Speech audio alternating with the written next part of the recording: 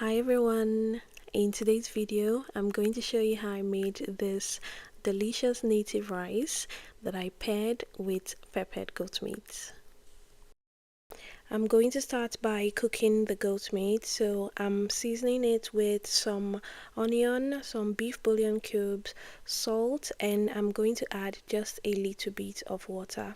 I'll give this a good mix and cover and allow to steam on low heat for about 15 minutes. After about 15 minutes, I'll add some more water. The goat meat I'm using is kind of tough, so I'm going to let this cook for an additional 20 minutes or until the skin is soft. When that's done, I'll take all the meat out and set aside. Check the meat stock to make sure there are no tiny bones left in it, because that is common with when you boil goat meat. You can also pass the meat stock through a filter just to make sure. Next, I'll add the rice, some additional water, and I'm going to add a bit of salt. And the rice has already been washed. I washed the rice several times until the water ran clear. I'll give this a good mix and then cover and allow to cook for about 20 to 25 minutes. I'm using regular parboiled rice for this recipe. You can also use basmati rice, just be sure to adjust the cooking time accordingly. When the rice is cooked, fluff it up to release the steam and then set aside. Next thing I'm going to do is prepare the pepper mix. I'm using a mix of bell peppers, atarudo or scotch bonnet peppers, and onion. After rinsing, I'll give it a rough blend and then set aside. I'm going to prepare the other ingredients next. I'm using some dried catfish. The catfish is going to give the rice a really nice smoky taste. To prep the catfish, add enough boiling water and then cover and allow to sit for about 20 to 30 minutes. I usually do this while I'm boiling the meat so it has enough time to soften. I'm also using some dried prawns and I'm just going to wash that with some boiling water as well. After about 20 minutes, I'm going to throw the hot water out and then debone the fish. This catfish was really dry, so after deboning, I did soak it for the second time just to get it to soften up some more before using. Now that all my ingredients are prepped and ready, it's time to start cooking the rice. Heat up a little palm oil. The palm oil is what's going to give our village rice that vibrant color, since we're not using any tinned tomatoes. When the oil is a bit hot, I'll add some chopped onions, iru, and some crayfish powder. I'm going to fry this for about 2 to 3 minutes or until the onions are a bit soft. Next, add the pepper mix.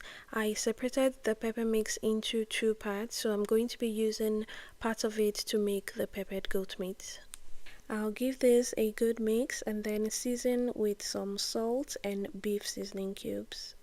I'm keeping the seasoning very simple because I really want the local flavors, which is the iru and crayfish, to shine. Fry the pepper mix until it darkens in color like this. It should take about 5 to 10 minutes.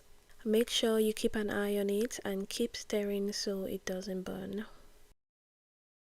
Next, I'll add the dried fish and the dried prawns. I'll continue stir frying this for an additional 1 to 2 minutes. If you're using any additional meat or fish, you can add it at this point. I'll cover this and allow to cook on low-medium heat for about 5 minutes, just so the flavors can really get into the fish and prawns. Next, I'll go ahead and add the cooked rice, and I'm just going to give this a really good mix until everything comes together really nicely. We're almost done with the rice. The last step is to stir fry for about 5 minutes just to give it that fried rice feel. It's better to do this in a really wide pot if you have that, and it also works best if the rice is a bit cold. Lastly, add the vegetables. I had some leftover kale in my fridge, so that's what I'm using, but you can use any vegetable you prefer.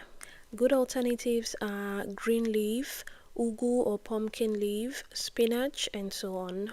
You can also leave out the vegetable completely if you don't care for it. The vegetable just gives the rice a nice vibrant color. It also gives a nice and fresh balance to the dish. The rice is ready. I'm going to pair this with peppered goat meat, and to make the goat meat, start by heating up some oil and then fry the boiled goat meat from earlier. You can also air fry the goat meat or grill using an air fryer or an oven. When the goat meat is nice and crispy, take it out and transfer to a paper towel to get rid of any excess oil. Reduce the oil and then return the pan back to heat. Next, fry the remaining pepper mix. I actually added a bit more atarido to this because I want the goat meat extra spicy. I'm going to season with a little bit of salt, some onion powder, and some beef bouillon cubes, just a tiny bit. I also added a bit more oil just so I can fry this properly. Fry for just about 3 to 4 minutes. We want to get rid of the sour taste, but we want it still tasting fresh. Add the fried goat meat and then give this a really good mix. Lastly, add a bit of water and then cover and allow to steam on low heat for about 5 minutes. After about 5 minutes, your peppered goat meat is ready. Remember, if you don't have goat meat, you can make this with beef, chicken, or even turkey. Serve with your native rice and enjoy. Let me know if you made this. Thank you everyone for watching. Don't forget to subscribe if you haven't done so already.